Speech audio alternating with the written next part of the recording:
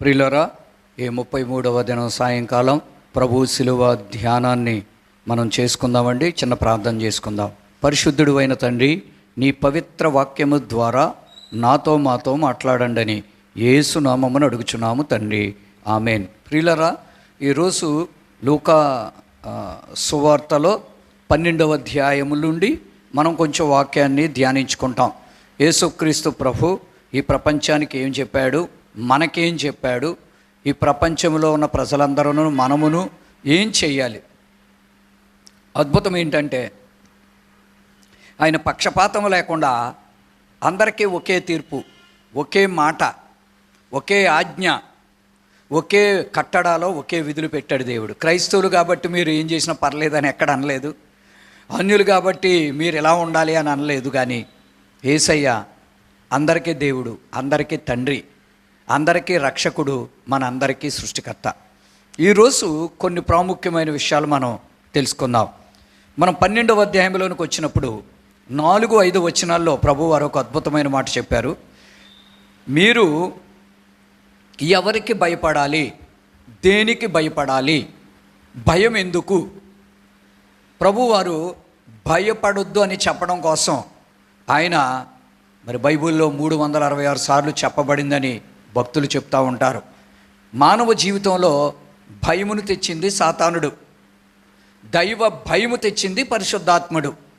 లోక సంబంధమైన పాప సంబంధమైన భయము తెచ్చింది సాతానుడు, భక్తి సంబంధమైన భయమును తెచ్చింది దేవుడు. భయములో 2 రకాలు. ఇక్కడ మనం ఏం చూస్తామంటే, మీరు శరీరమును చంపువానికి భయపడక ఆత్మను శరీరమును నరకములో వేయవానికి భయపడాలని ఉంది. అనగా మనం శరీరం గురించి ఆలోచిస్తుంటే దేవుడు అన్నాడు, నీకు శరీరమే కాదు, నీ శరీరం లోపల ఒక ఆత్మ ఉంది. ఈ శరీరము కంటే ప్రాముఖ్యమైన ఆత్మ, అది నరకానికి పోకుండా మీరు ఉండాలి. ఆ ఆత్మకి ఎవరైతే తండ్రి ఉన్నాడో, ఆత్మని ఎవరు సృష్టించారో ఆయనకి భయపడమంటున్నాడు. బైబిల్ ఏం చెప్తుందంటే, నరుని ఆత్మ యెహోవా పెట్టిన దీపం అన్నది. అంటే ఏంటి? దేవుడు మన హృదయముల ఆత్మను పెట్టాడు కాబట్టి మనం దేవునికి భయపడాలి. ఆ దేవుడు ఎక్కడున్నాడండి, పరిశుద్ధాత్మ ఎక్కడున్నాడో అని చాలామంది విమర్శిస్తారు. అందుకే 10వ వచనంలో ఆ మాట మరలా చెప్తాడు. దేవుడు ఏమంటాడంటే, దేవుడు ఎక్కడున్నాడో, బైబిల్ సత్యమేనా, యేసు ప్రభు నిజమైన దేవుడేనా, పరిశుద్ధాత్మ ఉన్నాడా అని గేలి చేసి పరిహసిస్తున్నటువంటి వారికి ఒక మాట చెప్తున్నాడు దేవుడు. అంటాడో, పరిశుద్ధాత్మను దూషించువానికి ఈ యుగ సంబంధము కానీ రాబో యుగంలో కానీ క్షమాపణ లేదన్నాడు. నమ్మకపోతే, దేవుని వాక్యాన్ని నమ్మకపోతే, సత్యాన్ని నమ్మకపోతే, నీ చేతిలో ఉన్న బైబిలే నీకు తీర్పు తీరుస్తుంది. నా సహోదరుడు, సహోదరి, తీయవలసిన బాధ్యత నీది, చదవలసిన బాధ్యత నీది, అర్థం చేసుకుని దాని ప్రకారం బ్రతకవలసిన బాధ్యత నీది, నాది. మనం అలా చేయకపోతే దేవుని వాక్యే మనకు తీర్పు తీరుస్తుంది. అందుకే దేవుడు చెప్తున్నాడు, పరిశుద్ధాత్మను దూషించడం అంటే అర్థం ఏంటి? దేవుని మాటను ధిక్కరించటం, దేవునికి లోబడకపోవటం, దేవుని మీద తిరుగుబాటు చేయటం. మనుషులు ఎలా ఉన్నారని ఉందంటే, 6-21 వచనాలు చూస్తే, ఇక్కడ ఒక ధనవంతుడు ఉంటాడో, ఆడికి డబ్బు ఆశ, సుఖమాశ, అన్ని ఇళ్ళు, బళ్ళు, ఉద్యోగాలు, బంగారం, డబ్బు. వాడు అంటాడో, తిను త్రాగు సుఖించు, నాకు సుఖం కావాలి, నాకు తిండి కావాలి, నాకు ఈ లోకం కావాలి, నాకు దేవుడు వద్దు, భక్తి వద్దు అంటాడు వాడు. దేవుని మందిరం ఇష్టం లేదు, ప్రార్థన ఇష్టం లేదు, నేను బాగున్నాను, ఇలాగే ఉంటాను, నన్ను ఎవడేం చేయలేడు. దేవుడికి కూడా భయపడలేని స్థితి. దేవుడు అన్నాడు, నాకు భయపడలేదు కదా, ప్రాణం నాది, ఆత్మ నాది, వెర్రివాడా, ఈ రాత్రి నీ ప్రాణం నాకు ఇచ్చేసాయి, నాదది. నీ ప్రాణంతో నీ ఆత్మతో నన్ను స్తుతించట్లేదు, నువ్వు ఇచ్చేయమని అడిగాడు. వెర్రివాడా అన్నాడు. ఈ లోక సుఖముతో ఉండి దేవుని దగ్గరికి రాని వాళ్ళందరూ వెర్రోళ్ళు. మనం వెర్రోళ్ళం కాదు, మందిరానికి వచ్చిన వాళ్ళు. అందుకే దేవుడు అంటాడో, 24వ వాక్యంలో మనం చూస్తే అదే అధ్యాయంలో, మీరు పక్షుల కంటే శ్రేష్ఠులు, నా సన్నిధికి వచ్చేవాళ్ళు మీరు శ్రేష్ఠులు. అడవి పువ్వులను అలంకరిస్తున్నాడు కదా దేవుడు, అలా మిమ్మల్ని కూడా అలంకరిస్తాడు. మీకేం కావాలో అంత అందమునిచ్చిన దేవుడు మీకు అందం ఇస్తాడు, బలాన్ని ఇస్తాడు, అలాగే మీకు మంచి వస్త్రాలు ఇస్తాడు. అందుకే అడవి పువ్వులతో, పక్షులతో దేవుడు మనల్ని పోలుస్తున్నాడు. వాటన్నింటిని ఒకసారి చూసుకో. ఏమైనా ఉద్యోగాలు చేస్తున్నాయా? లేదే. వాటన్నిటిని ప్రభు పోషిస్తున్నాడు.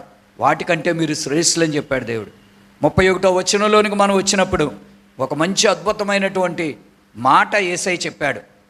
ఆయన రాజ్యమును, నీతిని మొదట వెతకండి, మీకు కావలసినవన్నీ నేను ఇస్తాను. దేవుని సన్నిధి వెతకాలి. ప్రతిరోజు దేవునికి ఇవ్వాల్సిన సమయమును ఇవ్వాలి. దేవుని సన్నిధిలో దేవునితో మాట్లాడే మెట్టుకి మనం రావాలి. ఆయన రక్తములో కడగబడిన అనుభవంలోనికి రావాలి. శరీరేచ్ఛల మీద, రహస్య పాపముల మీద మనం జయం పొందాలి. ముందుగా అన్నిటికంటే ప్రాముఖ్యంగా ఈ దినం ప్రారంభించినప్పుడు ప్రతి దినం ముందు దేవునితో ప్రారంభిస్తే ఆ దేవుడు అంటున్నాడు, నీకేం కావాలో అన్నీ ఇస్తానంటున్నాడు. అంతేకాకుండా ఇంకో మాట అంటాడు అక్కడ, మీకు రాజ్యం అనుగ్రహించుట మీ తండ్రికి ఇష్టం. తెలుసా, మీకు పరలోకం ఇవ్వాలనేది దేవునికి ఇష్టం. మిమ్మల్ని రక్షించాలనేది తండ్రి ఇష్టం. అందుకే నన్ను పంపించాడని చెప్తున్నాడు యేసయ్య. మిమ్మల్ని ప్రేమించడం కోసం నన్ను ఈ లోకానికి పంపించాడు. మీకు పరలోకం ఇవ్వడం కోసం నన్ను మరణానికి అప్పగించాడు. నా రక్తం అంతా మీ కొరకు నేను చిందిస్తున్నాను, మీకోసం ప్రాణం పెట్టబోతున్నాను నేను. తండ్రి మిమ్మల్ని ఎంత ప్రేమిస్తున్నాడో చూసుకోండి అని చెప్పడానికి యేసయ్య వచ్చాడు. కానీ ప్రజలైతే చాలా నిర్లక్ష్యంగా ఉన్నారు, చాలా నిర్లక్ష్యంగా ఉన్నారని దేవుని వాక్యం చెప్తా ఉంది. ఇక్కడ వాక్యం చూస్తే 34 నుండి 47 వచనాల దాకా చూస్తే అసలు ఈ 12 అధ్యాయం అంతా డబ్బు, డబ్బు, సుఖం, తిండి. డబ్బు కావాలి, తిండి కావాలి, సుఖం కావాలి. కనీసం దేవుడు కూర్చున్న ఆలోచన కూడా లేదు ఇక్కడ. దేవుడు అంటాడు, నీ ధనం ఎక్కడుందో నీ మనసు అక్కడే ఉంటుంది. నీ బంగారం, నీ డబ్బు, వీటి మీద నీ మనసు ఉంటుంది, నా మీద నీ మనసు లేదు. దేవుడు చెప్తున్నాడు. అందుకనే ప్రభువు అంటాడు అనమాట, మీ హృదయము దేవాలయము. నీ హృదయం యొక్క ఆలయం విలువ తెలియాలంటే భౌతికంగా ఉన్న నీ మందిరం విలువ నీకు తెలిస్తేనే కానీ నీ హృదయం విలువ నీకు తెలియదు. అది మనం గమనించాలి. 49వ వచనంలో ఒక మంచి మాట అంటున్నాడు. దేవుడు ఇంత సువార్త చెప్పి ఇన్ని సత్యాలు బోధించినప్పుడు మనుషులు వినకపోవడం వల్ల ఒక మాట చెప్తున్నాడు. అంటున్నాడు, నేను భూమి మీద అగ్ని వేయ వస్తున్నాను. ఇంకో మాట కూడా చెప్తాడు. 51 నుండి 53 వచనాలు మీరు చూస్తే, నేను భూమి మీద సమాధానం కలుగు చేయటకు రాలేదు. ప్రభు, నీ కృప మా మీదకు పంపించు, మాకు సమాధానం ఇచ్చేయి, మమ్మల్ని ధనవంతులు చేసేయి, ఆశీర్వాదం ఇచ్చేయి. కృప, ఆశీర్వాదం, దీవెనలు, ఇవే కదా మనం మాట్లాడుకునేది. దేవుడు ఈ భూమి మీద అగ్ని వేయబోతున్నాడు. ఈ భూమిని అంతా కాల్చివేయబోతుంది అగ్ని. పవిత్రమైన అగ్ని పాపాన్ని, అపవిత్రతను, భక్తిహీనులను అందరిని కాల్చేస్తుంది. ప్రియులరా, మనం కాలిపోతామా? మనం గ్రహించాలి. పాపం చేసేవాళ్ళకి మాత్రం ఎక్కడున్నా అగ్ని వెంటాడుతుందండి. చచ్చిపోయికైనా అదే అగ్ని తరిమి కొట్టి పాతాళంలో అగ్ని ఆరదు, పురుగు చావదని చెప్పబడతా ఉంది. మనం గమనించాలి, చాలా గమనించాలి. అగ్నికి మరొక పదం ఏంటంటే దాని ప్రతిపదార్థం శ్రమలు.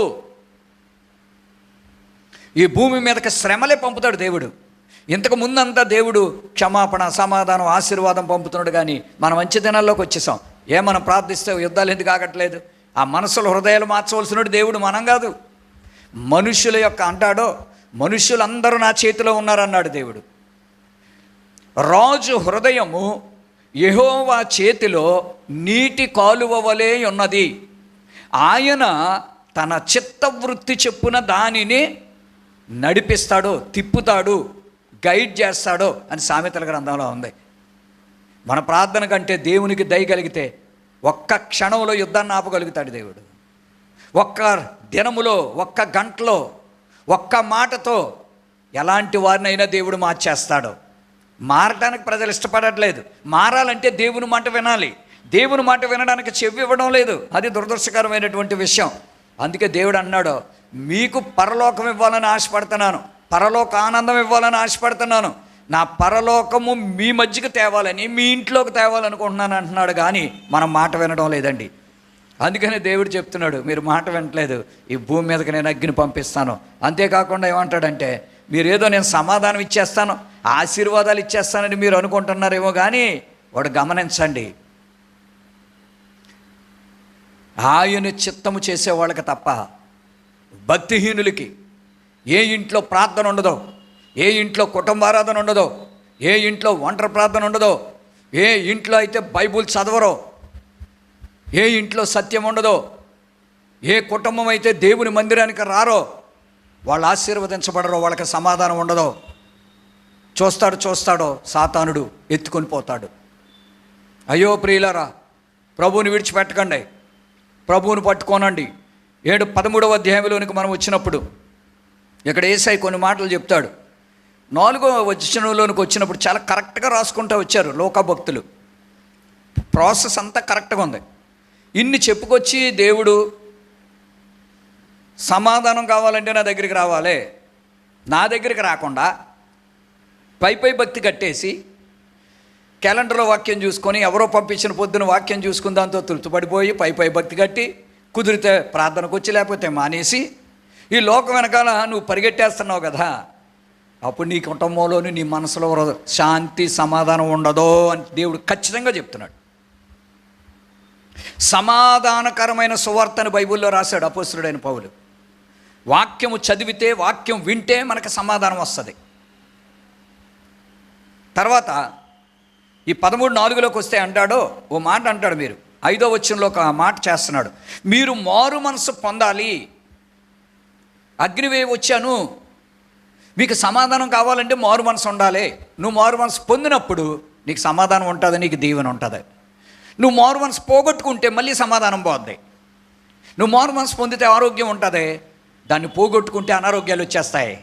నువ్వు మారు మనసు పొందితే సమృద్ధిలో ఉంటావు, అది పోగొట్టుకుంటే అప్పుల్లో, కష్టాల్లో, రోగాల్లోకి వెళ్ళిపోతావు.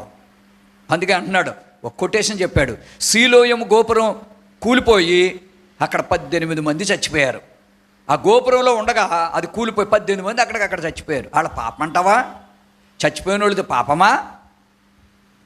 కాదు, వాళ్ళు మారు మనసు పొందలేదు, అందుకే చచ్చిపోయారు. వాళ్ళు మారు మనస్సు పొందలేని వాళ్ళు మొట్టమొదటగా ఆత్మలో చనిపోతారు. రెండవది, వాళ్ళ ప్రాణాలకు కాపుదల ఉండదు, వాళ్ళకి రక్షకుడు ఉండడు, రక్షణ ఉండదు. మారు మనసు పొందలేని వాడు ఎక్కడున్నా గ్యారంటీ ఉంటుందని ఏమి ఉండదండి, చెప్పలేమండి. కాబట్టి మారు మనసు చాలా ప్రాముఖ్యం. మీరు మారు మనసు పొందకపోతే అలాగే అయిపోతారని చెప్పాడు. తర్వాత యేసయ్య ఇంకొక వాక్యం మనం చూస్తాం.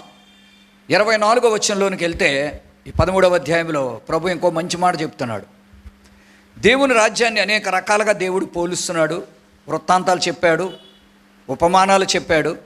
కానీ నేను చాలా ప్రాముఖ్యమైన బ్రీఫ్ విషయాలు మీకు చెప్తా ఉన్నాను. నేను ఈ మాట మనం చూస్తే, ఇరుకు ద్వారమును ప్రవేశింప పోరాడుడి, అనేకులు ప్రవేశింపజూతురు కానీ రాలేరు. ఇరుకు మార్గమున వెళ్ళు. ఇరుకు మార్గము, చిన్న మార్గము, మేబీ చిన్న సంఘం అని కూడా అనొచ్చు. కానీ దేవుడు ఉండాలి అక్కడ. పెద్ద సంఘమా చిన్న సంఘమా కాదు, దేవుడు అక్కడ ఉండాలి. అంటాడు, అనేకులు ప్రవేశింపజూతురు కానీ ప్రవేశించరు. మేము వెళ్ళిపోతాం పరలోకం అనుకుంటారంట, సొంత నిర్ణయాలు, వెళ్ళడం జరగదు. తర్వాత దేవుడు చెప్తా ఉంటాడు, 26వ వచనంలో ఒక ప్రశ్న వేశాడు దేవుడు, మీరు అక్రమంగా బ్రతుకుతున్న మనుషులు అన్నాడు. చూసారండి, క్రమమైనటువంటి భక్తిని మనం కట్టుకోవాలండి. ఎందుకు మనం ప్రభువుని నమ్ముతున్నాం, ఎందుకు దేవుని దగ్గరికి వస్తున్నామో మనం ఒకసారి ఆలోచించాలి. నీ భక్తిలో క్రమం ఉన్నదా? నీ జీవితంలో క్రమం ఉన్నదా?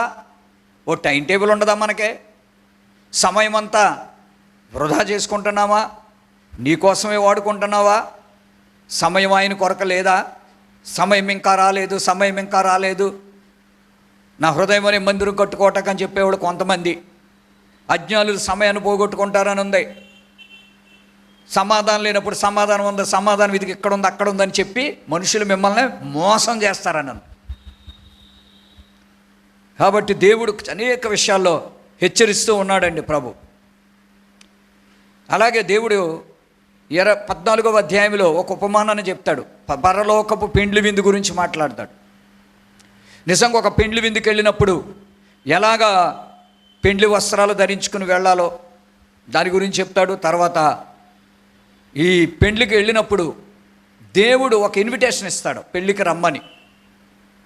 వాళ్ళ సాకులు చెప్పి ఆ పెండ్లికి వెళ్ళరు. ఇదే పరలోకపు పెండ్లి. దేవుని రాకడలో ఆయన కడబోర ఊదినప్పుడు మధ్యాకాశానికి వచ్చినప్పుడు అలా కళ్ళుకి దేవదూతలు కనపడరు, దేవుని స్వరం వినబడదు, దేవుని బిడ్డలు పైకి వెళ్ళిపోతారో అయినాళ్ళకి ఏమీ తెలియదు, బయట ఉండిపోతారు అన్నమాట వాళ్ళు. అందుకే దేవుడు మాట చెప్తున్నాడు 24వ వచనంలో, పిలువబడిన వారు నా విందు రుచి చూడరు. నేను రమ్మని పిలిస్తే సాకులు చెప్తున్నారు, దొంగ సాకులు. సాకులు చెప్పేవాళ్ళు నా విందు రుచి చూడరు. ఏం విందు ఇది? పరలోకపు విందు, జీవజల నది ప్రవాహము.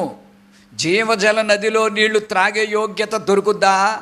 జీవవృక్ష ఫలాలు తినే భాగ్యం దొరుకుద్దా? ప్రభువుని స్తుతిస్తూ పరలోకములో బంగారు వీధులలో ఎల్లప్పుడూ సంతోష సమాధానములతో పరిశుద్ధులతో బ్రతికే సదాకాలం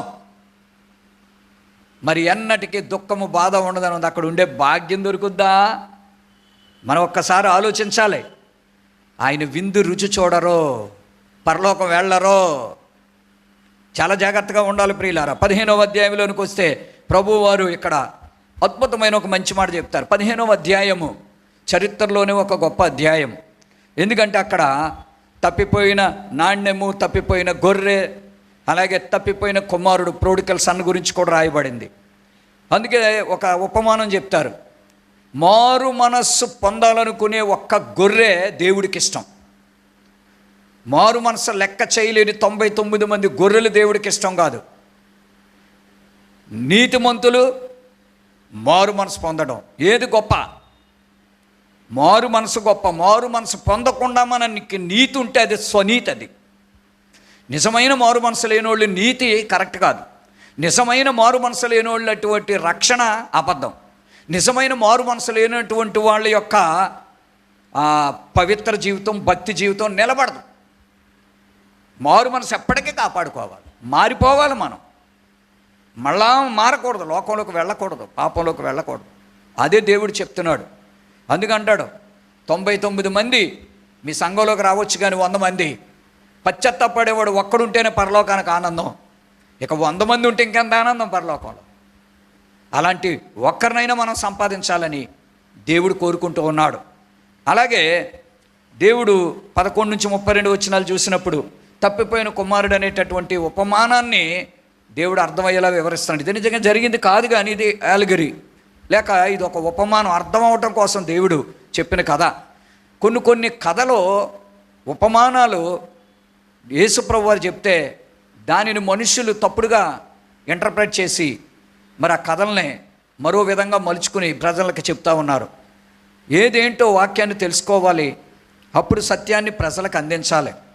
ఈ 15వ అధ్యాయంలో కూడా ఇంకో గొప్ప అద్భుతమైన మాట మనం చూస్తాం.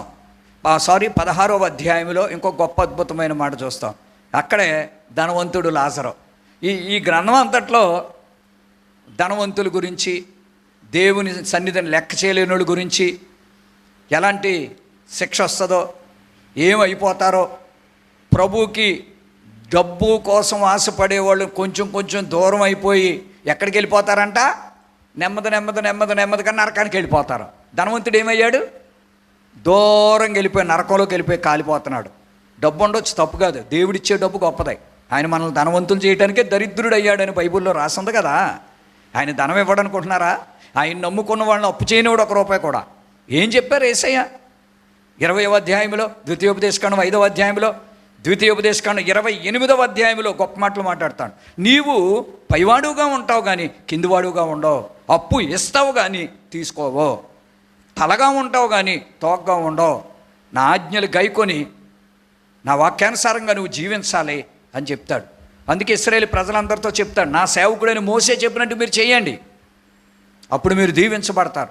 మోసే చెప్పినట్టు ఎవడు చేస్తాడు? మాకు సొంత భక్తి ఉంది, మా ఇష్టమని అన్నారు. దానికి ఫలితం ఏంటి తెలుసా? 40 సంవత్సరాల అరణ్యంలో తిప్పి అరణ్యంలో తిప్పాడు. కానీ ఏం చేశాడు తెలుసా? కడుపు నిండా భోజనం పెట్టాడు. చెప్పులు అరిగిపోనివ్వలేదు, బట్టలు చిరిగిపోనివ్వలేదు, ఎండ దెబ్బ తగలనివ్వలేదు. ఏండి? అలాగే రాత్రులు వెన్నెల దెబ్బ తగలనివ్వలేదు. మేఘస్తంభం, అగ్నిస్తంభం పెట్టాడు. చాలా అన్నీ మంచిగా చేశాడు దేవుడు, అన్నీ చేసి పెట్టాడు. కానీ వాళ్ళ పాలు తేలి ప్రవహించే దేశానికి వెళ్ళలేదు. సేవకుడి మీద తిరగబడ్డారు, దేవుడి మీద తిరగబడ్డారు. యథార్థమైన సేవకుడి మీద తిరగబడితే దేవుని మీద తిరగబడినట్టే. నీకోసం కన్నీళ్లు కార్చి పసిబిడ్డ వలె నిన్ను కన్నబిడ్డ వలె చూసే దైవజనుడి మీద నువ్వు దుఃఖం పెట్టకూడదని బైబిల్లో ఉంది. మీ పై నాయకులకు ఉన్నవాళ్ళు వాళ్ళని ఏడిపించకూడదు. నీకు ఖచ్చితమైన భక్తి నేర్పితే నీకేంటి బాధ? సరి చేసుకోమంటే బాధ ఏంటి? మానవుడు సరి చేసుకోవటానికి ఇష్టపడ్డండి. ఈ రోజుల్లో లోకంలో ప్రాబ్లం ఏంటి తెలుసా? ఒక లెక్చరర్ స్టూడెంట్ని నువ్వు సరిగా ఉండరంటే నన్ను కొట్టేస్తాడు. ఏమండి, ఎక్కడైనా అలాగే ఉంది లోకంలో. ఏ డిపార్ట్మెంట్లో కానీ ఏ ఇంట్లో కానీ నువ్వు బాగుపడరని తల్లిదండ్రులు చెప్తే పిల్లల తల్లిదండ్రులు కొట్టేస్తున్నారు. ఎక్కడికక్కడ అలాగే ఉంది. కాబట్టి ఇక్కడ మనం చూస్తున్నాం ఈ పరిస్థితులు. ధనవంతుడు లాజరు గురించి చూసినప్పుడు మనం ఒకటి అర్థం చేసుకోవాలి. 16వ అధ్యాయంలో ఈ కథ ఎందుకు చెప్పాడంటే దేవుడు పరలోకం ఉందే నరకం ఉందని చెప్పడానికి. పరలోకం ఉంది. మరి లాజరు పేదోడు కాబట్టి పరలోకం వెళ్ళిపోయాడా? చాలామంది అనుకుంటారు మేము పేదోళం కాబట్టి వెళ్ళిపోతాం, మేము పేదోళం కాబట్టి వెళ్ళిపోతాం. పేదోళ్ళు అయితే వెళ్ళిపోతారండి పరలోకం? కాదు. దేవునికి భయపడి పరిశుద్ధంగా జీవించేవాడు వెళ్తాడు, ధనవంతుడైనా పేదోడైనా. అబ్రహాం ధనవంతుడు. చాలామంది ధనవంతులు 3 మంది ఉన్నారు బైబిల్లో. వాళ్ళందరూ పరలోకం వెళ్ళారు. యోబు ధనవంతుడే. ఎందుకు వెళ్ళారు వాళ్ళు? కొర్నేలు ధనవంతుడు. ఎందుకు వెళ్ళారు వాళ్ళందరూ? బోల్డ్ డబ్బులు దాన ధర్మాలు చేశారు. దేవునికి భయపడి పరిశుద్ధంగా బతికారు. పరిశుద్ధత లేదు, మారు మనసు లేదు, రక్షణ లేదు. మేము పేదోళ్ళు, దీనులు, మేము పరలోకం వెళ్ళిపోతాం. ఎలాగెళ్ళిపోతారు? దేవుడు జీవగ్రంథంలో మన పేరు రాయకుండా. అది చాలా తప్పు. పరలోకం ఉందే. ఎంతగా దేవుణ్ణి ఏడిపించి అవకాశం ఇచ్చినా వాడుకోకుండా, ఎన్నిసార్లు గద్దించినా లోబడకుండా, మరి తర్వాత బైబిల్లో ఏముందంటే పెండ్లి విందుకు రండి రండి రండి అంటే మేము రామని సాకులు చెప్పారు. ఆ నొప్పి ఈ నొప్పి, అది బాగోలేదు ఇది బాగోలేదు, ఖాళీ లేదని వంకలు చెప్తా అన్నాడు. ఇంకెళ్ళెవరొద్దు, పిలవబడిన వారు యోగ్యులు కాదు, నేను అనవసరంగా పిలిచాను వెళ్ళినాయి, మళ్ళీ వెళ్ళి పిలకండి అన్నాడు దేవుడు. ఏమన్నాడా? మళ్ళీ పిలవద్దు. రానని సాకులు చెప్పేవాళ్ళని అసలు పిలవకూడదు. అది దేవుని మాట. ఇది పరలోకపు విందు, ఇది ఆత్మీయ ఆహారం. దేవుడు మాట్లాడితే ఇదే మనకే అద్భుతమైనటువంటి ఆహారం. ప్రభు దగ్గరికి పరిగెట్టుకుని రావాల్సిందే. ఆత్మ బ్రతకాలంటే, కడుపు నిండాలంటే ఆ దేవుని సన్నిధి పిల్లరా. అంతేగాని లాజరు దీనుడు అని అనుకుంటే సరిపోదు. పరిశుద్ధుడు, ప్రార్థనాపరుడు, దేవునిచే ప్రేమింపబడిన వాడని రాసింది బైబిల్లో. దేవుడు మనల్ని ప్రేమిస్తాడు అలాగా. కాబట్టి ఇక్కడ ఇంకొక అద్భుతమైన మాట చూస్తాం 17వ అధ్యాయంలో. ఏంటంటే అద్భుతమైనటువంటి మాట 26 నుండి 28 వచనాలు మనం చూస్తే 3 ఇంపార్టెంట్ విషయాలు ఇక్కడ చూస్తాం 17వ అధ్యాయంలో. 26 నుండి 28 వచనాలు మనం చూసినప్పుడు నోవాహు దినాల వలె అంచె దినాలు ఉంటాయని మనకు గుర్తు చేస్తున్నాడు దేవుడు. పాత నిబంధన కొత్త నిబంధన కనెక్షన్. ఆ రెండిటికి పాత నిబంధన కొత్త నిబంధన, ఇప్పుడున్నటువంటి మన నిబంధన, మన జీవితాలకి కనెక్ట్ చేశాడు. ప్రజలు తింటారు, తిండి మీద ఎక్కువ ఇష్టపడతారంట. తిండి కోసమే బతుకుతారు. తిండి కోసం మనుషులు చంపేసుకుంటారు. తిండి కోసం గొడవలు పెట్టేసుకుంటారు. తిండితోనే రోగాలు తెచ్చేసుకుంటారు. రెండోది త్రాగుతారు. రకరకాలైన త్రాగుళ్ళకి అలవాటు పడిపోతారు. అది మంచిదే కానీ చెడ్డదే కానీ. మూడవది ఏంటంటే పెళ్ళిళ్ళు. ఎన్ని పెళ్ళిళ్ళు చేసుకుంటారు? వదిలేసి పెళ్ళి, మోసకరమైన పెళ్ళిళ్ళు. అబ్బెబ్బే, జనాలు మారిపోయారండి పెళ్ళిళ్ళ విషయంలో. అంతా ద్రోహం, మోసం, అక్రమం. క్రైస్తవులు కూడా పెళ్ళిళ్ళు చేసేటప్పుడు తప్పుడు డేట్లు వేసేసి, ఏమండి ఆ కులాలు చూసుకుని, అవి చూసుకుని, ఇవి చూసుకుని, గవర్నమెంట్ రూల్ ప్రకారం 18, 22 సంవత్సరాల వయసు రాకుండానే చేసేసి, అంత మోసమే. పెళ్ళిళ్ళలోనూ మోసమే, అక్రమం, అన్యాచారాలు, సాంప్రదాయాలు. దేవుని దుఃఖపెట్టేసి యెహోవా కట్టిన గృహం ఇదని, దేవుడు నిర్ణయించిన పెళ్ళిళ్ళు అని చెప్పి వాళ్ళు నిర్ణయించుకుంటారు ముహూర్తాలన్నీ చూసుకుని కట్న కానుకలతో. మోసం, అక్రమం, అంచెదినాలు ఇలాగ మారిపోతారని చెప్పాడు. నాలుగోది ఏం చెప్తాడంటే ఇళ్ళు కట్టుకుంటూ ఉంటారు. ఇళ్ళే చెట్లు కొట్టేస్తారు. మామిడి చెట్లు, కొబ్బరి చెట్లు, ఏమండి ఆహార పదార్థాలు మనం బతకడానికి ఆక్సిజన్ ఇచ్చి మనం తిని బలం పొందుకోవడానికి ఇచ్చే పళ్ళు, పలహారాలు కలిగిన చెట్లన్నీ తీసేస్తున్నారు. పంట పొలాలు తీసి పడేస్తున్నారు. బిల్డింగులు, ఫ్యాక్టరీలు కట్టుతారు. సరిపోవట్లేదు ఇంకానే. మానవుడికి ఇంతకంటే ఏం కావాలో నాకు అర్థం కావట్లేదు. తింటాకి అన్నం ప్లేటు, తిండి, కూర్చోవడానికి కుర్చీ, పడుకోవడానికి మంచం, నడుపుకోవడానికి బండి సరిపోట్లా. ఇంకా టెక్నాలజీ, లేటెస్ట్ టెక్నాలజీ. ఈ భూమి అంతా కూడా సస్యశ్యామలాన్ని భయంకరంగా మార్చేస్తున్నారు. అందుకే దేవుడు ఈ భూమి మీద అగ్నేసేస్తానంటున్నాడు. కాబట్టి ఇక్కడ అదొక మాట. రెండో మాట మనం ఇక్కడ ఏం చూస్తామంటే 4వ వచనం నుండి మనం కొన్ని వచనాలు చూస్తే ఇక్కడ మీరు ప్రతి ఒక్కరనే క్షమించాలి. ఒక అద్భుతమైన మాట. నీ సహోదరుడు తప్పిదం చేస్తే క్షమించు. ప్రేమించంటే అర్థం ఏంటాడు? తప్పు చేస్తుంటే పర్లేదులే అని అంటాం కాదు.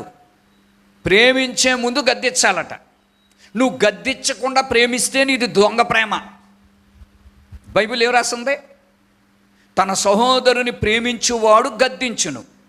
దేవుడు మిమ్ములను ప్రేమించుచున్నాడు కనుక ఆయన మిమ్మల్ని గద్దిస్తాడు. మనం ఏంటంటే గద్దించం.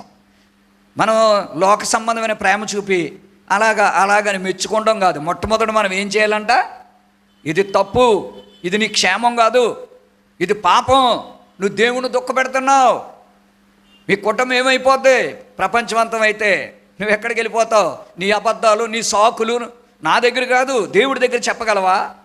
నీ స్థితి ఏంటి, నీ హృదయం ఏంటి? ఎంత ధైర్యంగా మారు మనసు పొందిన విశ్వాసుల సేవకుడి దగ్గరికి వచ్చి అబద్ధాలు మాట్లాడతారండి. అరే గాల్లో కలిసిపోయిందండి అబద్ధం ఈ రోజుల్లోని. మనం అబద్ధాన్ని జయించాలి. అబద్ధం కొరకు ప్రత్యేకంగా అవసరమైతే ఉపవాసం ఉండి మనం దాన్ని జయించాలి ప్రియులరా. నోటి మీద జయం పొందుకోవాలి. కాబట్టి క్షమించుట నేర్చుకుంటే శత్రువులు తగ్గుతారు, మనకు బీపీ షుగర్లు తగ్గుతాయి, గుండె జబ్బులు తగ్గుతాయి, నెమ్మది సమాధానం వస్తుంది. అంటే గుండె జబ్బు వచ్చింది లేకపోతే రకరకాల జబ్బులు వచ్చినాయి కాబట్టి క్షమించట్లేదా అని నేను అనడం లేదు. దేవుడు చెప్తున్నాడు, దేవుని యొద్దకు వచ్చే ప్రతి వాళ్ళు ఎదుటి వాళ్ళని క్షమించాలి. ఈ 3వ ఇన్సిడెంట్ ఇక్కడ ఏం చూస్తామంటే మనం 11వ వచనం నుండి 11, 12వ వచనాలకు మనం వెళ్ళినప్పుడు ఏం చూస్తామంటే అక్కడ ఆయనకి కుష్ఠరోగులు 10 మంది దేవుడి దగ్గరికి వచ్చారు. కుష్ఠరోగం చాలా భయంకరమైంది. ఎండ వేడివికి మంట, దురద. బాబు దురదొస్తే గోక్కోలేక సీమినెత్తురు కారి అరుపులు కేకలతో బాధపడితే ఏం చేస్తారంటే వాళ్ళు చాలామంది తాగుడుకు అలవాటు పడిపోయి చాలా కష్టాలు పడతారని కుష్ఠరోగుల గురించి నేను విన్నాను. అంత బాధతో పరుగున ప్రభు దగ్గరికి వచ్చారు. రోగంతో ప్రభు బాగు చేశాడు వాళ్ళని. బాగు చేసి అన్నాడు, మీరు మందిరానికి వెళ్ళండి, ఎక్కడి నుండి మీకు అద్భుతం చేశాను కదా, ఎక్కడి నుంచి గుడికి వెళ్ళండి, నిన్ను ఆశీర్వదించిన కొద్ది దేవునికి కానుకే. గుడికి వెళ్తే కానుక వెయ్యాలి కాబట్టి గుడికి వెళ్ళటం మానేద్దామని మానేస్తున్నారు. కానీ ఒక్కడ వెనక్కి తిరిగి వచ్చాడు. ఎవడో అన్యుడోడు, ప్రభువుని ఎరగనోడు, మారు మనసు లేదు, బాప్తీసం లేదు, ప్రభు రద్దుభూమి తీసుకోలేదు, బైబుల్ లేదు, అతనికి ఏమీ తెలియదు. వాడు దేవుని దగ్గర పరిగెట్టుకొచ్చాడు. వాడు గుడికి వస్తున్నాడు. ఈ మారు మనసు పొంది భక్తి కడుతున్న వాళ్ళు ఏం చేస్తున్నారంటే ఆని తరివేస్తున్నారు. వచ్చిన కూడా ఏం చేస్తున్నారు? మీరు ప్రవేశించేవాడిని ప్రవేశింపనివ్వరు, మందిరంలోకి మీరు రారో, వచ్చేవాళ్ళు రానివ్వరు. ఒక్క ఆత్మకు ఆటంకంగా ఉంటే మెడక తిరగట్రాయి కట్టినట్టు సముద్రం వేస్తానన్నాడు దేవుడు. మనం దేవుని దగ్గరికి ప్రజలను తీసుకొచ్చే డ్యూటీ ఇచ్చాడు, కానీ వచ్చేవాళ్ళని చెడగొట్టే డ్యూటీ ఇవ్వలేదు. ఈ లోకంలో ఎంత తింటారు, ఎంత సుఖపడండి. సదాకాలం అగ్నిగుండంలోనే విడుదల రాదండి. మేము ఎందుకు భయపడి దేవుణ్ణి నమ్ముకుంటున్నామండి? మేము ఎందుకు భయపడి క్షమాపణ అడుగుతున్నాం? ఎదుటోడు తప్పు చేసినా క్షమించండి అని ఎందుకు అడుగుతున్నాం? మేమే టాప్ గొప్ప అనుకుని చాలామంది మాట్లాడటానికి కూడా ఇష్టపడకపోయినా వందనాలు సిస్టర్, వందనాలు బ్రదర్, ప్రైజ్ ద లార్డ్ ఎందుకు చెప్తారండి దైవజనులు, విశ్వాసులు? అలాంటి యథార్థ హృదయం కలిగిన విశ్వాసులను, వారి బిడ్డలను, వారి కుటుంబాలను యేసయ్య కాపాడుతాడో, వాళ్ళని ఎన్నటెన్నట కాపాడుతాడో. క్షమించే వాళ్ళని, గర్వంతో ఉన్నవాళ్ళని గర్వాన్ని అణిచే దేవుడు. నెబుకద్నెజరుతో గడ్డి తినిపించాడు దేవుడు. ఆయన గర్విష్ఠులకు దూరంగా వెళ్ళిపోతాడు దేవుడు. నాశనమునకు ముందు గర్వం నడుచును. నాశనం అనగా నరకం. గర్వం వచ్చిందంటే అది వెంటనే విడిచిపెట్టకపోతే సైతానుడు నీ హృదయంలోకి 8 దెయ్యాలు తీసుకొచ్చేస్తాడు. అది గమనించాలి. కాబట్టి ఇక్కడ ఒక్క అన్యుడు వచ్చి దేవుణ్ణి మహింపరిచినట్లుగా ఇక్కడ మనం చూస్తూ ఉన్నాం ప్రియులారా. ఈ మాటలతో నేను ముగించేస్తాను. నేను 18వ అధ్యాయాన్ని కూడా మనం చూచుకుని ముగించుకుందాం. ఎందుకనగా రేపుడితో ఈ సబ్జెక్టు ముగించాలి కాబట్టి. 18వ అధ్యాయంలో చాలా మంచి అద్భుతమైనటువంటి ఇన్సిడెంట్స్ ఉంటాయి. 2-3 విషయాలు చెప్పి నేను ముగిస్తాను. మొట్టమొదటిది, విసుకకుండా నిత్యము ప్రార్థన చేయము. మనం ప్రార్థన చేయగా విసుకొచ్చేద్దాం. విసుగు రాకూడదు. నేను ఒక సండే స్కూల్ బిడ్డగా దేవుడిని తెలుసుకున్నప్పటి నుండి నేను ఎప్పుడు ఒక ప్రార్థన చేసుకో, ప్రభా నీ సన్నిధి అంటే విసుకురానవద్దు ప్రభా. ఉదయాన్నే లేచి, ఉదయాన్నే ఎవరు లేస్తారో 2-3 గంటలు ఎవరు ప్రార్థనలో గడుపుతారు, అత్తమాడు బైబిల్ చదవటం, ప్రార్థన చేయటం. ఏమండి మరి తినటానికి విసుకురాదు, మనకే పడుకోవడానికి విసుకురాదు, గిరగర తిరగటానికి విసుకురాదు, తిన్నదే తినటానికి విసుకురాదు, మాట్లాడటానికి విసుకురాదు, పోట్లాడటానికి విసుకురాదు. కానీ ప్రార్థన చేసుకోవడానికి విసుకు, మందిలోకి వచ్చి కూర్చోవడానికి విసుకు. అబ్బే కొన్ని నిమిషాలు లేట్ అయితే ఇలా కదిలిపోతారు, పాములు జెర్లు తేళ్లు పాకేసినట్టు అయిపోతారు. ఎంత భయంకరం! విసుగుదల లేకుండా దేవుని మందిరంలో కూర్చోవటం, విసుగు లేకుండా ప్రార్థన చేయటం. అందుకే నేను ప్రభువుని అడుగుతుండేవాడిని, ప్రభా విని విని విసుగు రానవద్దు, ప్రార్థన విసుగు అవ్వకూడదు, వాక్యం వినటం విసుగు అవ్వకూడదు, నీ మందిరికి రావటం అనేది ఎప్పుడు అదే కదా, ఎవరు వెళ్తారులే అనే మనస్సు రాకూడదని. ఈరోజైతే ఏది దేవుడు చేయొద్దు అంటున్నాడు అది చేస్తున్నాం. అది రెండో మాట మనం చూస్తాం. 7వ వచనంలోకి వస్తే అద్భుతమైన వాగ్దానం ఇస్తున్నాడు దేవుడు. 18 దేవుడు తను ఏర్పరచుకొనిన వారు, దేవుడు ఎవరిని పిలుస్తాడో, ఎవరితో మాట్లాడతాడో, ఎవరికి రక్షణ ఇచ్చాడో, ఎవరో ప్రభువుతో ఉంటారో, ఎవరు యేసయ్యను నమ్ముతారో, క్రమంగా ఎవరు గుడికి వస్తారో వాళ్ళతో అంటున్నాడో, నీకే కష్టం వచ్చినా నాకు మొరపెట్టు, నువ్వెంత చిన్న ప్రార్థన చేసినా నేను జవాబిస్తా, నువ్వెలా చేసినా నేను జవాబిస్తా. కానీ ఒకటి చెయ్యి, నీకు టైం దొరికినప్పుడల్లా ప్రార్థన చేయమన్నాడు. ఏదో మనకు అవసరం వచ్చినప్పుడు చిన్న ప్రార్థన చేసి ఏదో యేసుప్రభు ఫోటో దగ్గర దండం పెట్టేసుకుని తెల్లవారుజామున వెళ్ళిపోతే కుదరదండి. లేకపోతే ఉద్యోగం చేసి రాత్రి వచ్చినప్పుడు ఇలా దండం పెట్టేసుకుని ఫోటో దగ్గర క్యాలెండర్ వాక్యం చదువుకుని వెళ్ళిపోతే కుదరదు. ఇక్కడ దేవుడు అంటున్నాడో, దేవుడు ఎవరిని ఏర్పరచుకోవాలనుకుంటున్నాడు, ఎవరిని పరలోకం తీసుకెళ్ళాలనుకుంటున్నాడో, ఎవరిని ఆశీర్వదించాలనుకుంటున్నాడో వాళ్ళు దివారాత్రము, డే అండ్ నైట్ బైబిల్ చదువు, ప్రార్థన చేయి. 1వ కీర్తన అదే కదండి, నువ్వు ఫలిస్తావని చెప్పాడు దేవుడు. కీర్తన కూడా చెప్పాడు, దేవారాత్రాలు చెప్పాడండి దేవుడు. అందుకే ఆ మాట చెప్తూ అంటాడు, మనుష్య కుమారుడు యేసయ్య రెండో రాకడలో ప్రజలకు విశ్వాసం ఉండదో, ఉంటే చాలా గొప్ప, సేవకుడు అన్నా, మందిరం అన్నా, బైబుల్ అన్నా, ప్రార్థన అన్నా ఇంకా విశ్వాసం ఉండదో, విశ్వాసం కనుగొనగలమా అన్నాడు యేసయ్య. దివారాత్రులు ప్రార్థించే వారంగా మనం మారాలి. ప్రార్థన మన బుద్ధి గుణాన్ని మార్చేస్తుంది. అది ప్రార్థన చేసేలా చెయ్యాలి, ఇష్టం వచ్చినట్టు చేయకూడదు. నేను దేవుడి ముందు ఉన్నాను కాబట్టి అని మనం కడుక్కోవాలి, శుద్ధి చేసుకోవాలి. కాబట్టి ఇక్కడ అందుకే దేవుడు ఒక ఎగ్జాంపుల్ ఇచ్చాడు. సుంకరి పరిసయ్యులను ఇద్దరిని పెట్టి ఇద్దరు ప్రార్థన మన మధ్యలో పెట్టాడు. ఇప్పుడు మనం ఒకే ఒక మాటతో మనం 2 మాటలతో ముగిస్తాం. మొదటి మాట ఏంటంటే, అందరి ప్రార్థన మనం చాలా జాగ్రత్తగా వినాలండి. కొందరు ప్రార్థన వినరండి. ప్రార్థన చాలా జాగ్రత్తగా వినాలి. ప్రార్థనలు వింటూ నేర్చుకోవాలి. బైబిల్లో కీర్తనలు అన్నీ ప్రార్థనలే. మోషే చేసిన ప్రార్థనలు విన్నారు ఇశ్రాయేలీలు, యెహోవా చేసిన ప్రార్థన విన్నారు శిష్యులందరూ, నేర్చుకున్నారు. వాళ్ళ పిల్లలకి నేర్పారండి ప్రార్థన చేయటం. మరి మనమేమి నేర్పుతున్నాం ప్రార్థన? మా పాస్టమ్మ గారు అలాగే నేర్పేది చిన్నప్పుడు, యేసయ్యా పాపిని క్షమించు, నన్ను దీవించు, నన్ను రక్షించు, నాకు జ్ఞానం ఇవ్వి. పిల్లలకి నేర్పుకోవాలి. అంతేగాని పిల్లలకు బూతులు మాట్లాడితే సంతోషపడే తల్లిదండ్రులు, అబద్ధాలు మాట్లాడితే సంతోషపడే తల్లిదండ్రులు, అబద్ధాలు అయిపో మా బిడ్డ భలేగా అబద్ధం ఆడేస్తాడని చెప్పుకుంటారు. ఎంత భయంకరత్వం! సినిమా పాటలు నేర్చుకుంటే ఎంత బాగా ఆడేస్తున్నాడు అనుకుంటారు. దేవుని పాటలు నేర్పరు. మందిరంలో ఆసక్తి ఉండదు. నీ పిల్లలు నువ్వే చెడగొట్టుకుంటున్నావు. నువ్వేడ్చినా కూడా మళ్ళీ వాళ్ళు బాగుపడరు, జాగ్రత్త. దేవుడు చెప్తున్నాడు ఇక్కడ. వాళ్ళిద్దరు ప్రార్థనతో చెప్పాడు. చివరిగా ముగింపులో ఓ మాట నేను చెప్పాలని కోరుకుంటున్నాను. 31 నుండి 34 వచనాల వరకు యేసయ్య ఒక మాట చెప్పాడు. ఈ మాటతో ఇవాళ ముగిస్తున్నాను. ఏంటంటే ఆ 31 నుండి 34 వరకు చూస్తే అంటాడు, 5 రకాలుగా నన్ను హింసిస్తారో. దేవుడు అద్భుతాలు చేసి మేళ్ళు చేసి ఇలా ఉండండి. ఎప్పుడైతే డబ్బు పోగేసుకున్నారు కదా, ధనవంతులు గద్దించాడు, మీరు పరలోకం రారో, నేనేమో అగ్ని పంపుతాను మీ మీదకే, మీ సమాధానం తీసేస్తానని అనేసరికి కోపం వచ్చి, ద్వేషం వచ్చి వాళ్ళకే ఖండిస్తుంటే, గద్దిస్తుంటే వాళ్ళకి ఎలాంటి మనసు వచ్చిందంటే, దేవుడిని ఏం చేస్తున్నారంటే ఇన్ని మాటలు చెప్పాక మొట్టమొదటిగా అపహసిస్తున్నారట. రెండవది అవమానపరుస్తున్నారంట. దేవుణ్ణి అవమానపరుస్తారు తెలుసా?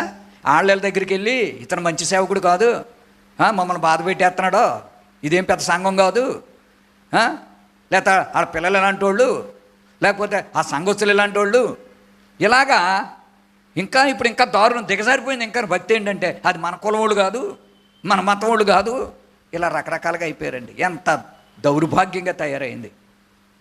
బైబుల్ స్టాండర్డ్స్ ఎక్కడున్నాయండి ఈ రోజుల్లోని? చూడండి, ఆయన్ని అపహాసిస్తారు, నన్ను అపహసిస్తారో, నన్ను అవమానపరుస్తారు. మీకు విషయం తెలుసా? నా మీద ఉమ్మేస్తారు.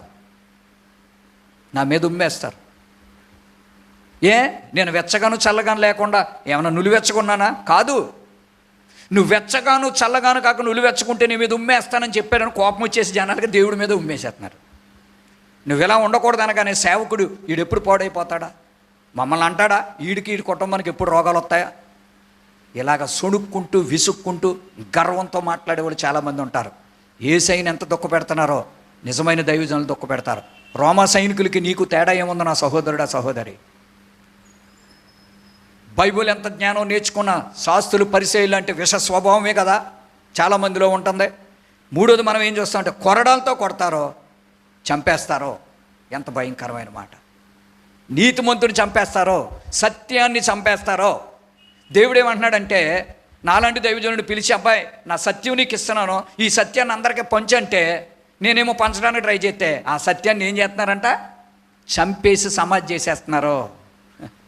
పరిశుద్ధులైన భక్తులు బోధింతుంటే చంపేసి సమాధి చేసేస్తున్నారు కదా. సమాధి చేశాక అమర్రాహ అంటే ఉపయోగం ఏముంది? భోజనాలు పెడితే ఏం ఉపయోగం ఉంది? హతసాక్షి అంటే ఏం ఉపయోగం ఉంది? సత్యాన్ని సావనివ్వకూడదు. సత్యం బ్రతకడం కోసం అడ్డెళ్ళి మన ప్రాణాన్ని పెట్టగలగాలి.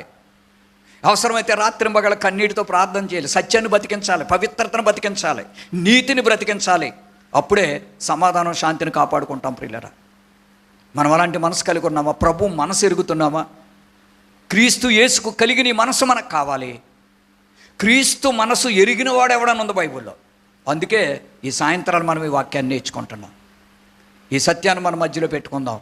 ధనం గురించి విన్నాం, విశ్వాసం గురించి విన్నాం, ప్రార్థనాత్మ గురించి విన్నాం. మనం ప్రభు మన కొరకు ఎందుకు అన్ని శ్రమలు పడ్డాడో విన్నాం.